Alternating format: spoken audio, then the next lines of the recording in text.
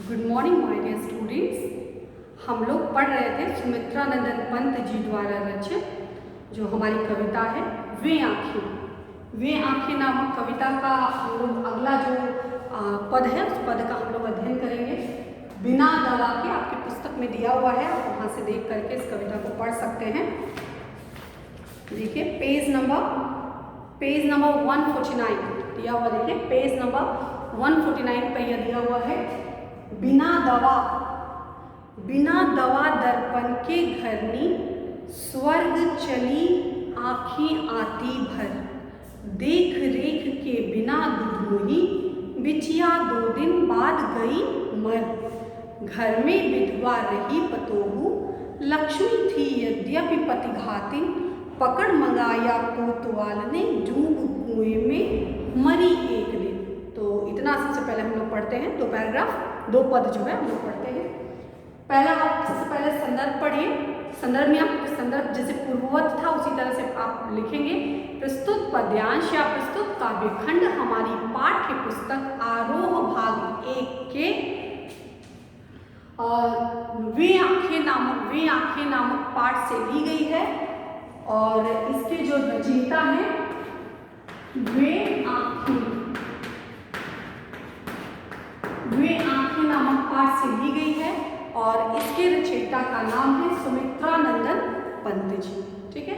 Next आप प्रसंग में प्रस्तुत कविता में किसान के ऊपर ढाए जा रहे, किसान के ऊपर पूंजीपतियों द्वारा, जो कर्जदारों द्वारा ढाए जा रहे जुल्मों की कहानी, जुल्मों की दास्तां का वर्णन किया गया है। और किस प्रकार अभाव, आर्थिक तंगी से दुखित होकर के किस प्रकार उसकी आंखों के सामने उसका पूरा वैभव, उसका पूरा परिवार जो है वो समाप्त हो जाता है।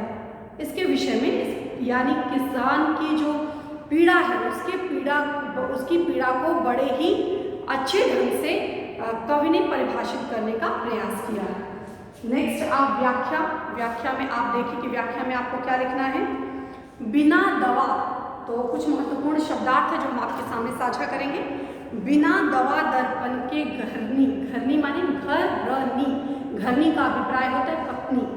बिना दवा मतलब मेडिसिन, चिकित्सकीय सेवा। बिना दवा दर्पण को एक साथ ग्रामीण अंचल का शब्द है, तो इसका दवा दर्पण मतलब कि देखभाल के बिना कोई चिकित्सकीय सेवा नहीं मिल पाई, इसके कारण बिना दवा दर्पण के घरनी। चूंकि किसान के पास आर्थिक तंगी थी, ऑलरेडी कर्जदार उसके ऊपर लदे हुए थे, ऑलरेडी उसका बेटा जो है इतना परेशान, पूंजीपतियों द्वारा जो है उसके किसान के बेटे को इतना परेशान किया गया, किसान को इतना परेशान किया गया। किसान के बेटे ने इस बात का विरोध किया तो उसको भी उनके कारिंदों द्वारा मार दिया गया। तो इस प्रकार किसान ऑलरेडी बहुत परेशान था। तो आर्थिक तंगी होने के कारण किसान के पास इतना पैसा नहीं था कि वह अपनी पत्नी का अच्छे से इलाज करा सके।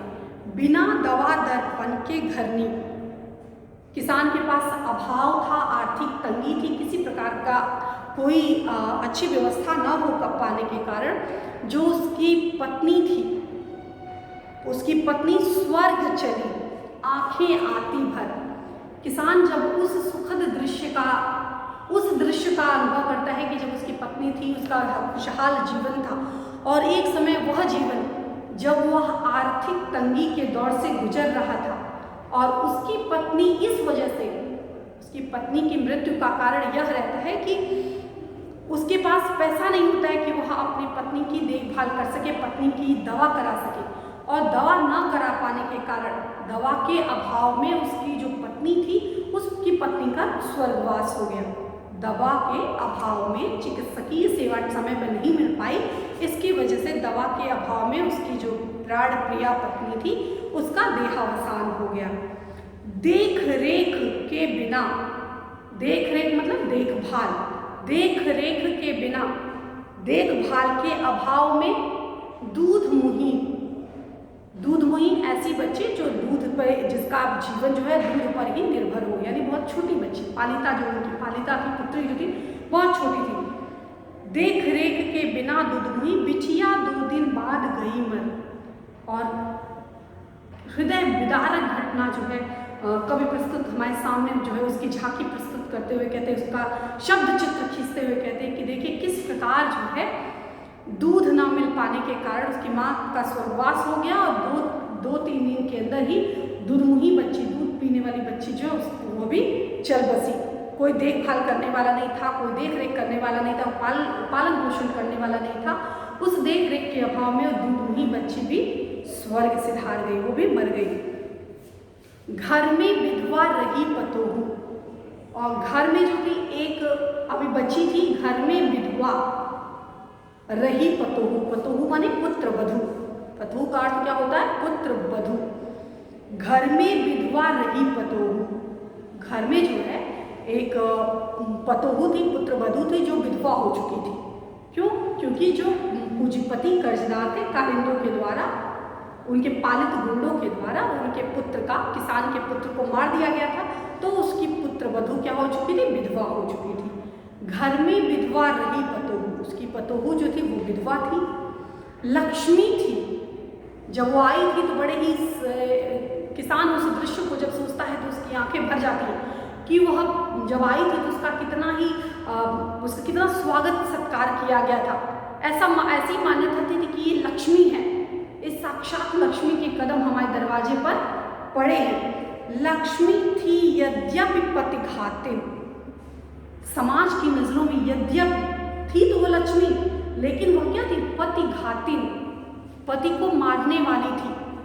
यह जो है समाज की अवधारणाओं पर, समाज की सोच पर, नगण्य सोच पर जो है वह करारा चोट किया गया है, करारा व्यंग किया गया है कि पति के जीवन में जो भी हानि, जो भी उसके जीवन में जो भी अनिष्ट होता है, उसका जिम्मेदार जो है ये समाज कहीं ना कहीं किसी न किसी रूप में औरत को स्वीकार करता है कि औरत ही हर परिस्थिति के पीछे, एक औरत ही जो है वो जिम्मेदार है।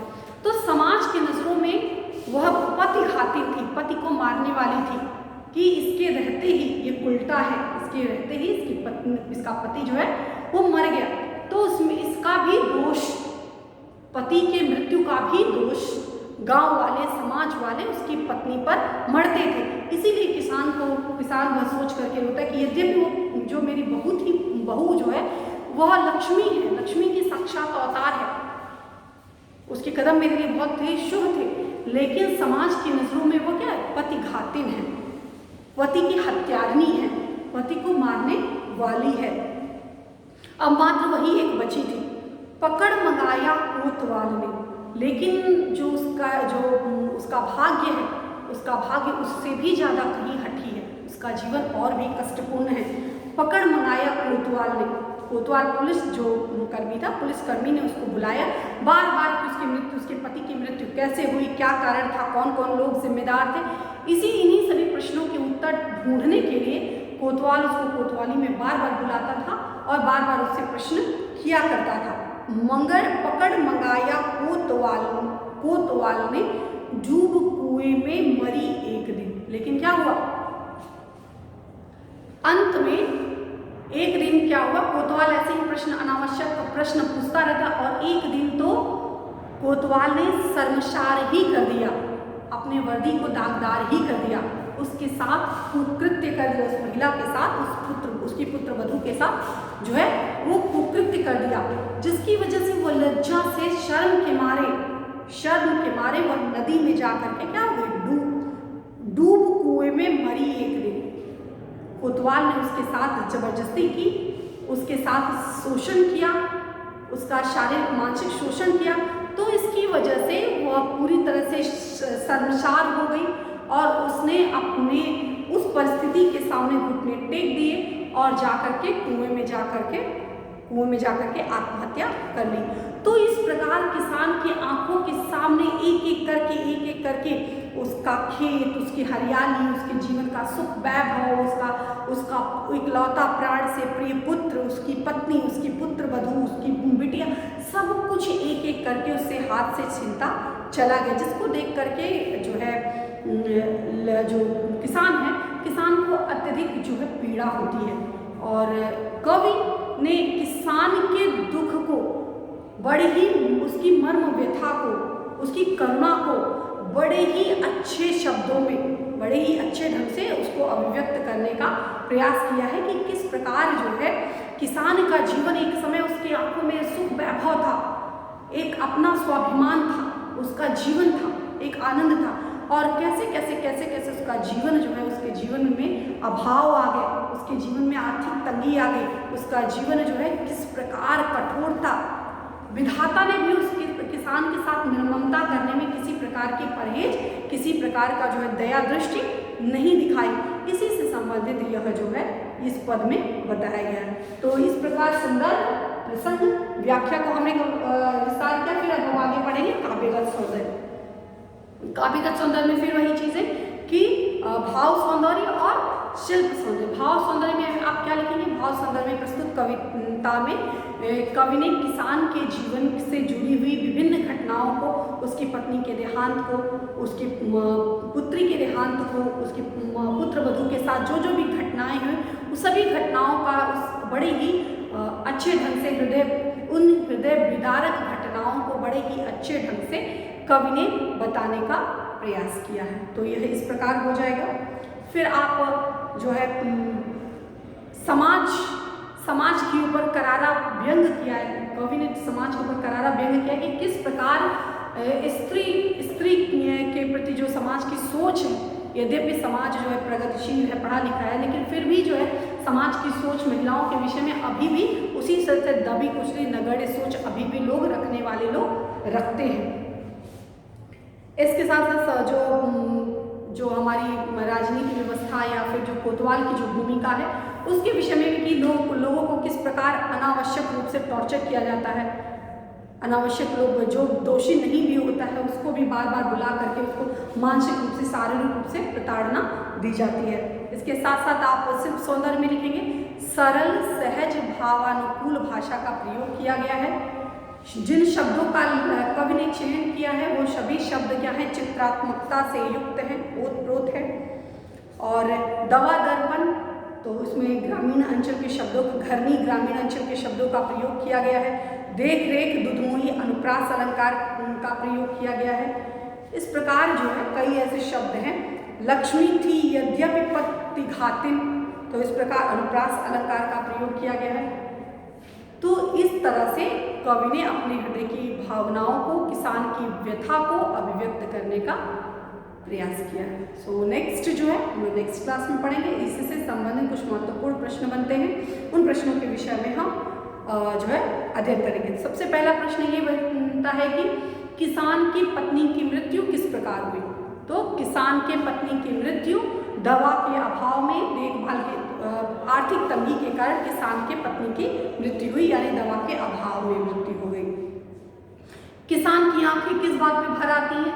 कि किसान की आंखें इस बात पर भर आती है कि मैं इतना योग्य भी नहीं रहा, मेरे पास इतनी भी क्षमता नहीं थी कि मैं अपने पत्नी की देखभाल कर सकूं, उसकी देख रेख कर पाता, और आर्थिक तंगी के कारण मेरी पत्नी मर गई। तो जब ये सोचता है कि मैं वो पुरुष होकर के भी अपनी पत्नी की देखभाल नहीं कर पाया, तो ये सोच करके उसकी आंखें भर आती हैं। उसकी पुत्री कितने दिन बाद मर गई? तो प्रश्न पूछा जाता है किसान की पुत्री की मृत्यु उसकी पत्नी की मृत्यु के उपरांत कितने दिन बाद हो गई? तो उसके 2 या 3 दिन बाद उसकी पुत्र 2 दिन बाद उसकी बिटिया, दुधमुही बिटिया की भी मृत्यु हो गई। उसकी बिटिया के, किसान की बिटिया के विषय में किन विशेषताओं को बताया गया है? तो आप लिखेंगे किसान की जो बेटी थी बहुत ही अल्पायु थी, बहुत ही छोटी थी, दूध पीने वाली बच्ची थी, वो माँ के ऊपर पूरी तरह से आश्रित थी, लेकिन चूंकि माँ की मृत्यु के अभाव कोई देखभाल करने वाला नहीं था, इसलिए उसकी पुत्री जो है वो भी चल बसी। अपनी पुत्र वधू को किसान जो है पति घातिन क्यों कहता है? तो किसान के माध्यम से समाज के जो सोच है, नगण्य सोच है, नगण्य सोच की ओर कवि ने इशारा किया कि समाज में किस प्रकार जो है हर घटना का जिम्मेदार जो है महिलाओं को समझा जाता है। किस प्रकार किसान की जो पुत्र वधू है उसकी मृत्यु क्यों हो गई? तो किसान की पुत्र वधू की मृत्यु का कारण कोतवाल ने उसके साथ शारीरिक शोषण किया, इस वजह से इसकी मृत्यु हो गई। सो इस प्रकार आप यहाँ तक पढ़ लीजिएगा। नेक्स्ट क्लास में हम लोग इसके आगे का अध्ययन करेंगे। धन्यवाद।